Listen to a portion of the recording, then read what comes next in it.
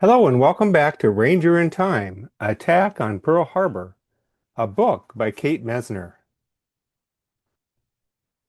In this video, we read the author's notes section from Ranger in Time, Attack on Pearl Harbor. Author's note by Kate Mesner.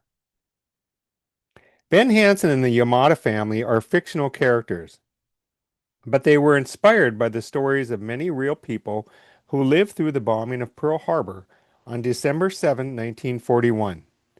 The rumors of a possible attack that the characters heard really were swirling around Pearl Harbor in the days leading up to the bombings. World War II had actually started 2 years earlier. In September 1939, Germany invaded Poland. 2 days later, France and England declared war on Germany. In the spring of 1940, Germany sent troops into Denmark, Norway, the Netherlands, Belgium, and France. In June, Italy jumped into the conflict and joined Germany in declaring war on Britain and France. At the same time, Japan was also trying to expand its empire, invading areas of Southeast Asia called Indochina and Indonesia. Japan signed an agreement called the Tripartite Pact, along with Italy and Germany. Those three countries promised that if any of them were attacked, the others would come to their defense. U.S. President Franklin Delano Roosevelt was troubled by all of this, but he also understood that most Americans had no interest in joining the war. By early 1941, there were whispers that Japan might try to attack America at Pearl Harbor. That January, Navy Secretary Frank Knox sent a letter to Pearl Harbor Command. If war eventuates with Japan, the letter read, it is believed easily possible that hostilities would be initiated by a surprise attack upon the fleet or the naval base at Pearl Harbor. The letter went on to suggest that those stationed there take every step to prepare for that possibility. They did that, but it wasn't enough. On the night before the attack, there really was a battle of music with the ship's bands. A little girl really did dance with a sailor to win the jitterbug contest that night. That 10-year-old girl was Patricia Campbell, and the sailor was 17-year-old Jack Evans from the USS Tennessee. Their jitterbug contest trophy is on display at the Pearl Harbor Visitor Center. The morning after their dance, everything would change.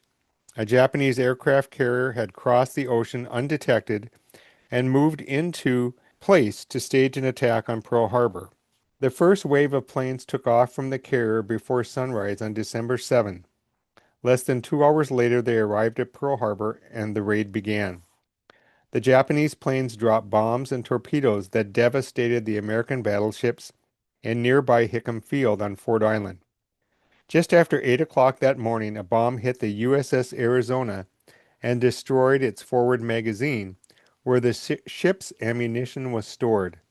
It exploded, killing nearly 1,000 men. Ben Hansen's story was inspired by oral histories from several survivors of the Arizona, including Master Chief Glenn Harvey Lane, who was on board when the bomb hit. Like Ben, he was blasted from the ship and ended up in the oil-covered sea.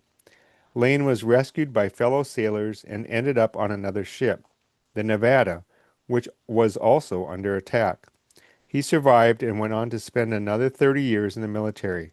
When Lane died in 2011, his ashes were interred on the sunken ship, an honor offered to survivors of the USS Arizona so they can share the final resting place of so many of their friends who died in the attack. If you visit Pearl Harbor today, you can see the memorial that's been built over the remains of the ship to honor them. When I was doing research for this book, I relied on the stories told by American servicemen and others in Hawaii who lived through the attack. Many of these stories have been archived as oral histories by the National Park Service. I was also fortunate enough to spend some time with Pearl Harbor survivor Everett Hyland when I visited the memorial in December 2018.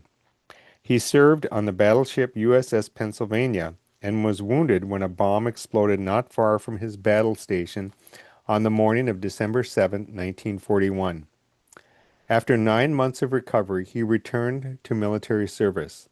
When he retired, he became a science teacher and also spent time volunteering at the USS Arizona Memorial, telling his story. I'm grateful for the time Mr. Highland spent talking with me during my visit.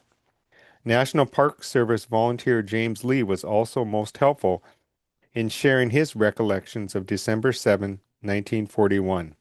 Lee was 11 years old and remembers sitting on the railroad tracks near his home watching the planes that morning. Like many others at first, he thought it was a drill and didn't realize it was an attack that would lead to the United States entering World War II.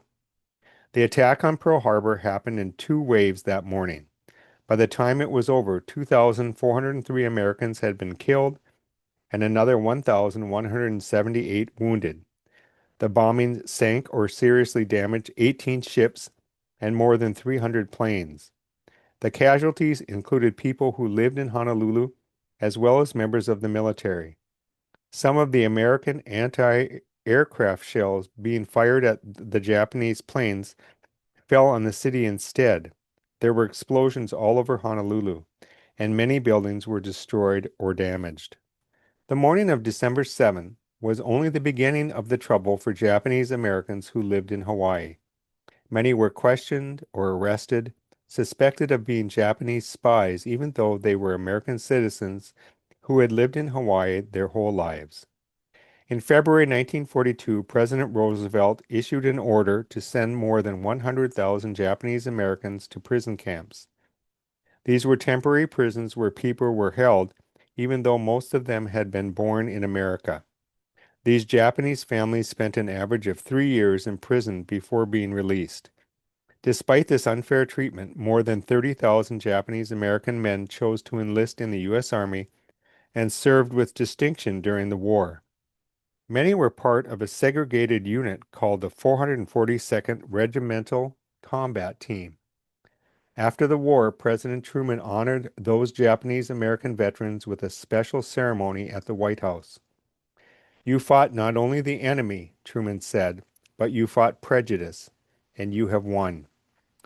Yet it would be many more years before America apologized for the way the nation treated Japanese Americans at the start of the war.